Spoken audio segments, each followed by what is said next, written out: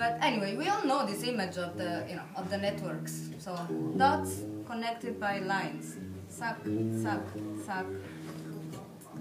And the first idea was like, okay, all right, we are the dots, and we are connected by line. The self is the dots and is connected by the line. And then we started to think, but what is a line? And a line is a sequence of dots. And I thought, but is it a flat sequence of dots? And then we started to think, what if the line is not flat? And then we started to put, imagine that this is, and it's supposed to be the fastest way to go from A to B. But what if you enter the line, and inside the line you figure out that the dots are actually moving, and they are in three-dimensional space, and it is a sequence of dots, but they're not in the same line. They're bouncing up and down, like this, and they are in a rhythm with each other, but they're not flat. And then when we started to imagine that the line is actually closer to a song than just a flat sequence, or the fastest way, then we started to think, what does that do to our idea that we are dots? Maybe we are not dots, maybe we are lines. And then, so maybe if then in this network theory we are not the dots, we are the lines, and these lines are moving, and these lines are bouncing, then the dots are the events that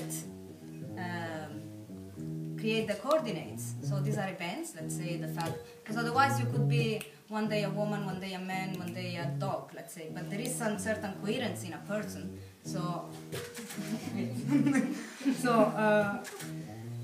so the line, so there are the crossings, all these dots that cross, all these lines that cross are events. The dots are the events, and they more or less fix the coordinates under which we live, and more or less keep us stable. And then he said, yeah, that's more likely, that there is this, a rhythm is a force, so it expands and it contracts, and yeah, it's kind of, we are moving and changing, and we have some coordinates. That kind of makes up a person. But then we started to think, all right, but if we are lines, then how do you account for repetitions? How do you account for, cycles? How do you account for things that come back? And so we went back to our first image of the dots, and instead of joining them with line, we thought about joining them with loops.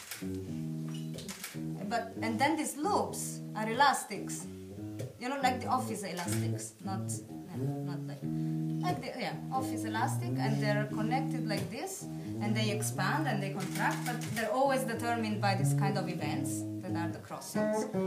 And we're looking at it like, yeah, this makes more sense. And then we had the moment of like genius. Not genius, but at least where it feels very good that you think like you thought about something else. And that the loop is not a flat as well. The loop loops in depth. The loop has a depth, and this depth is time.